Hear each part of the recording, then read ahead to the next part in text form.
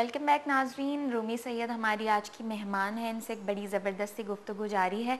तो एनजीओ के बारे में भी हमने आपसे बात की थी जो कहीं बीच में ड्रॉप हो गई। तो माशाल्लाह इतनी छोटी उम्र में सोशल वर्क करने का भी ख्याल आपको आ गया, सब कुछ करने का ख्याल आ गया। तो कुछ इस बारे में बताएं कि एनजीओ जो आप चला रहे हैं उसमें आपका क्या डेजिग्नेशन है, क्या काम कर रहे हैं आप? बेसिकली मुझे ख़्याल नहीं आता, मुझे चूज़ कर लिया जाता है किसी चीज़ के लिए और मैं सिर्फ सोच ही रही होती हूँ वो चीज़। बिकॉज़ सोशल वर्किंग या हेल्पिंग पीपल जो है मेरा बहुत पैशन है कि I love to help people, चाहे वो जानवर हो चाहे वो इंसान हो, एनीवन लाइक मुझे बहुत अच्छा लगता है, मुझे सुकून मिलता है।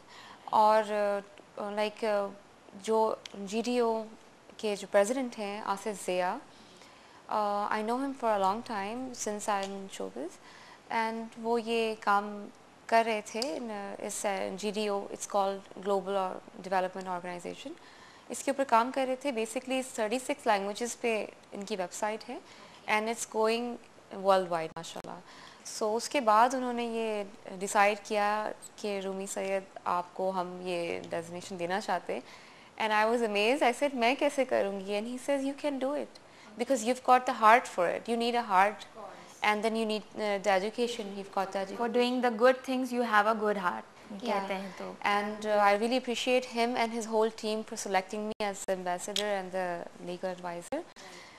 मगर वो reason it's not only the heart as well, ये भी रीज़न है कि बिकॉज माशाल्लाह I have gain so much fame and respect कि उस एनजीओ को इस चीज़ से फ़ायदा हो सकता है किसी ना किसी तरह से।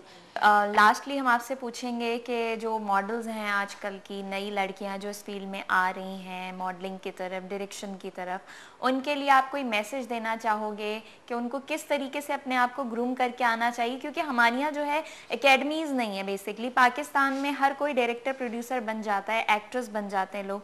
तो उनके लिए आप कुछ कहना चाहेंगी कि ये भी एक ऐसी फील्ड है जिसमें प्रोफेशनलिज्म बहुत ज़रूरी है? मैं ये ज़रूर कहना चाहूँगी कि हर लड़की या हर लड़का मॉडल या एक्ट्रेस नहीं बन सकता। आपको फ़र्स्ट ऑफ ऑल शोबिज़ में आने के लिए ब्रेन्स की ज़रूरत है।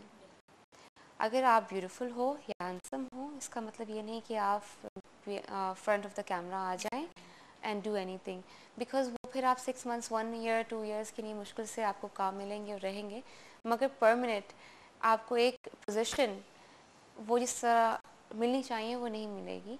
बिकॉज यहाँ पॉलिटिक्स, बल्कि पूरी दुनिया में हर चीज़ में पॉलिटिक्स है। एंड मुझे अक्सर लोग फीमेल्स एंड मेल्स कहते हैं कि यू आर टॉप स्टार या वट एवर, आप प्लीज़ किसी ना किसी तरह मुझे इन करवा दें everything. And I tell the girls, नहीं तुम मॉडल नहीं बनो, तुम्हें बहुत शौक है तो तुम डायरेक्शन करो, तुम स्टोरीज़ लिखो, तुम अपनी जो एबिलिटी है तुम्हारे अंदर उसको किसी और तरीके से कन्वे कर दो, but don't become a model. Model अगर by chance you become a model, जिस तरह मैंने फ़ैशन डिज़ाइनिंग की है, सो मैंने फ़ैशन शोज़ करवाए, वो मेरा एक अपनी पर्सनल एबिलिटी थी। मैंने फाइनेंस किया, मैंने वो शोज़ करवाए, फैशन शोज़ करवाए as a designer, so that was mine. फिर टेलीफिल्म्स करवाई as a financer and producer. Producer and financer में बहुत बड़ा फ़र्क है जो कि पाकिस्तान में नहीं समझा जाता। फाइनेंसर वो होता है जो पैसे लगा के काम कर रहा होता है, एंड प्रोड्यूसर वो होता है जो प्रोड्यूस करता है, लाइक अ मदर, जो अपना सारा ब्रेन एंड हार्ट लगा रहता है उसके ऊपर। डायरेक्टर वो होता है जो डायरेक्शन दे रहा होता है। सो ये तीन चीज़ों को बहुत ब्लेंड कर दिया गया है एंड उसको समझा नहीं जा रहा।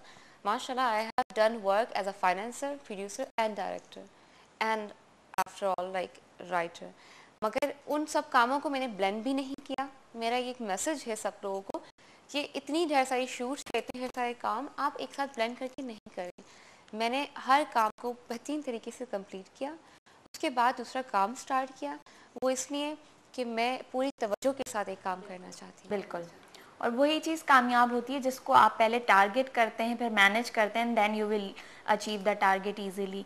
तो बहुत शुक्रिया, थैंक यू सो मच कि आपके साथ बहुत अच्छी सी हमारी गुफ्तगू रही और आपके बारे में जान के बहुत खुशी हुई, बहुत मज़ा भी आया। इनफैक्ट दिल चाह रहा था अभी और आपसे बातें हों क्योंकि आपने जो काम किए हैं वो बहुत सारे किए हैं।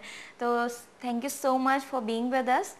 और नाज़रीन, बहुत मज़ा आया रूमी सैयद से आज बातचीत करके, उनके बारे में जानकर। और सबसे अच्छी बात जो उनकी इस वक्त लास्ट में उन्होंने जो मैसेज दिया है, वही सबसे अच्छी बात है कि हम अपने अंदर पहले अपनी एबिलिटीज़ को देखें कि हम क्या बन सकते हैं, तो ही हम उस फील्ड में जा सकते हैं। अदरवाइज़ बहुत सारी चीज़ें जो हम कर तो लेंगे लेकिन कामयाब नहीं हो सकेंगे। यही हमें सोचना चाहिए कि जो हमारे अंदर है हम उसको दुनिया के सामने लाएं। और इंशाल्लाह ऐसी बहुत सारी चीज़ें हैं जो हमारे पाकिस्तान में भी, बहुत ज़्यादा टैलेंट भी है हमारे पाकिस्तान में। ऐसी कोई चीज़ नहीं है जो हम नहीं कर सकते, बस ज़रूरत इस बात की है कि हम उस चीज़ का मयार बेहतर करें, ना कि हम उसकी तरफ जाएं कि हम बहुत ज़्यादा कुछ करें। हम ये देखें कि हम जो कर रहे हैं वो कितना अच्छा कर रहे हैं, जो आने वाली जो हमारी जनरेशन है उसके लिए कितना अच्छा है। मिलते हैं आपसे अगले प्रोग्राम में। अल्लाह हाफ़िज़।